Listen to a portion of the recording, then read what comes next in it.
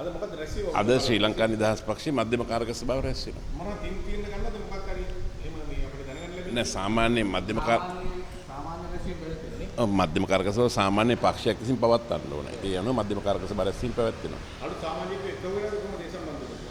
විශාල ඉල්ලීම් ප්‍රමාණයක් ලැබිලා තිබෙනවා.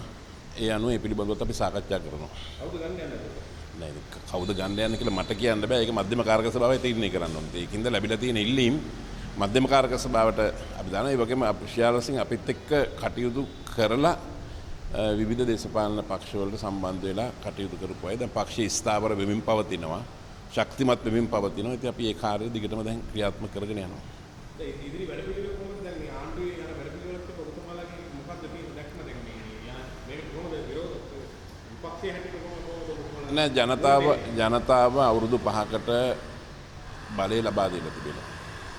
ඒ බලය ලබා ගැනීම වෙනුවෙන් ජනතාව ඇයි බලය දුන්නේ ජනතාවට විශාල පොරොන්දු ප්‍රමාණයක් ලබා දීලා තිබෙනවා. එතකොට මේ මැතිවරණයේදී ලබා දීපු පොරොන්දු ලබා ගැනීම වෙනුවෙන් තමයි අනිවාර්යෙන්ම අද පක්ෂයක් විදිහට අපි කටයුතු කළ යුතු වන්නේ. ඒ වගේම හැබැයි අපි මොනම ආකාරයකවත් රට අස්ථාවර වෙන ආකාරයට ඒ වගේම රටේ ආර්ථිකයට අධ්‍යාපනයට මෙවැනි සංවේදී අංශවලට ගැටලුවක් ඇති වෙන පරිදි අපි මොනම ආකාරයකවත් වගකිය යුතු දේශපාලන පක්ෂයක් විදිහට සහ මේ රට වැඩිම කාලයක් පාලනය කරලා අත්දැකීම් තිබෙන දේශපාලන පක්ෂයක් විදිහට අපි එවැනි ආකාරයෙන් කටයුතු කරන්නේ නැහැ. ජනාධිපතිතුමා ඊළඟ සඳහන් කරා මේ අධ්‍යාපන ප්‍රතිසංස්කරණ නියත වශයෙන්ම කරනවා කියලා. තියෙන අඩුපාඩු මොනවද කියනවනම් ඒවා වෙනස් කරන්න ඒවා වළක්වන්න නැහැ. ඔබතුමාලා අදහස් මොකක්ද කියන්නේ? මේවා ප්‍රතිසංස්කරණය වෙන්නේ නැද්ද? බොහොම හොඳයි. අපිත් දැඩි ලෙස ඉන්නේ අධ්‍යාපන ප්‍රතිසංස්කරණ කළ යුතුයි. ඒ කියන්නේ ඉතිහාසයේ වැඩිම අධ්‍යාපන ප්‍රතිසංස්කරණ ප්‍රමාණයක් ඉෂ්ට කරලා තිබෙන ශ්‍රී ලංකා නිදහස් පක්ෂය. දැන් 60 70 දශකයේ අපේ රටේ පාසල් 10000යි තියෙන්නේ. සිරිමව බණ්ඩාරනායක මැතිණියගේ රජයේ කාල සීමාව තුළදී පමණක් පාසල් 6000කට ආසන්න ප්‍රමාණයක් විවෘත කළා. අපේ රටේ ගුරු සේවය ස්ථාපිත කළා. ඒ වගේම විදුහල්පති සේවය ස්ථාපිත කළා. ඒ වගේම 70 දශකයේ ප්‍රේමදාස උඩගම මැතිතුමාගේ සභාපතිත්වයෙන් උත් අධ්‍යාපන ප්‍රතිසංස්කරණ වැඩසටහනක් ක්‍රියාත්මක කළා. ඒ වගේම චන්ද්‍රිකා බණ්ඩාරනායක කුමාරතුංග මැතිණිය ප්‍රාථමික අධ්‍යාපන ප්‍රතිසංස්කරණ වැඩසටහනක් ක්‍රියාත්මක කළා. දැන් ඒ අනුව තමයි දැන් මම දැක්ක ඊයේත් මාධ්‍යවල කියනවා ළමයි හඳුනා ගැනීමේ කටයුත්ත පළවෙනි ශ්‍රේණියේ සිද්ධ කරනවා 29 තමයි පටන් ගන්න කියලා.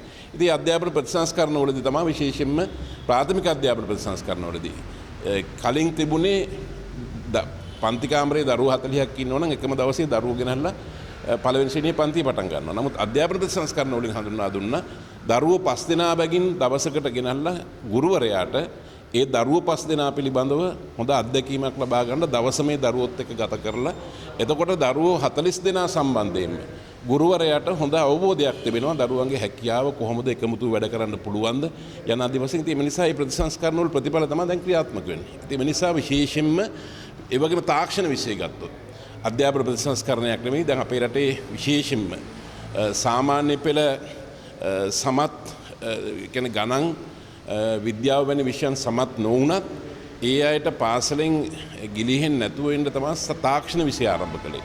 ඉතින් තාක්ෂණ විෂය ඉතාමත් ක්‍රමානුකූලව ආරම්භ කළ මහින්දෝදී විද්‍යාගාර ඇති කරලා විශ්වවිද්‍යාල ඇති කරලා අලුත් විෂයක් ඇති කරලා ඉතින් ඒක ක්‍රමානුකූලව අද තාක්ෂණ විෂයට විශාල වශයෙන් ඉල්ලුමක් තිබෙනවා. ඒ වගේම තමයි විශේෂම කලා විද්‍යා වාණිජ්‍ය වලට අමතරව තාක්ෂණ විෂයෙන් බිහි වෙන පාසලෙන් බිහි වෙන දරුවන්ටත් විශ්වවිද්‍යාලයෙන් බිහි වෙන දරුවන්ට රැකියාව තිබෙනවා. ඉතින් මේ වගේ ප්‍රතිසංස්කරණ ක්‍රියාත්මක කරපු පක්ෂයක් රජයන් පාලනය කරපු අය විදිහට අනිවාර්යයෙන්ම ප්‍රතිසංස්කරණ සිදු කළ යුතුයි. ඉතින් අද ප්‍රතිසංස්කරණයක් නැහැ. ඉතින් අපි කියන්නේ ඒකයි. ප්‍රතිසංස්කරණය නම් කවුද මේ ප්‍රතිසංස්කරණය කළ කමිටුව? කොහෙන්ද අදහස් විමසුවේ? ඒක මොකද්ද යෝජනාවලිය? ඉතින් අපි කියන්නේ එහෙම එකක් නැතුව දැන් මේක ප්‍රතිසංස්කරණයක් කියලා කියන්නේ නැතුව එක්කෝ විෂයමාලා වෙනස් කිරීමක් කරනවා කියලා විතරක් කරන්නේ. ඉතින් එහෙමනම් ඒක විෂයමාලා ප්‍රතිසංස්කරණ. කෙසේ හෝ අපි සූදානම් රටේ අධ්‍යාපනය වෙනුවෙන් දරුවන්ගේ අධ්‍යාපනය අනාගතය වෙනුවෙන් පක්ෂවේදී සියල්ලක් මමත කරලා අපි කිව්වේ ජාතික අධ්‍යාපන ප්‍රතිපත්තියක් හදමු කියලා.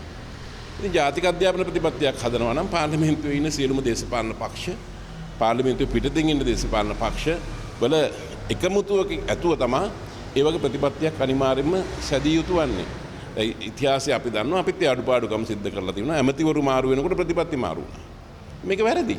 ඉතින් අපි නිහතමානීව පිළිගන්නවා. ඉතින් අපි කියන්නේ මේ දරදඬු ලෙස ස්ථාවරයකම ඉන්නේ නැතුව අධ්‍යාපන ප්‍රතිසංස්කරණ කළ යුතුයි සියලුම දෙනා එක්කහුව කරගෙන. මේ වැඩ පිළිවෙලක දැන් ප්‍රතිසංස්කරණයක් නැහැ මෙතන ඇත්ත කතාව. කෝ අධ්‍යාපන ප්‍රතිසංස්කරණ යෝජනාවලිය. කවුද ඒක කමිටුව?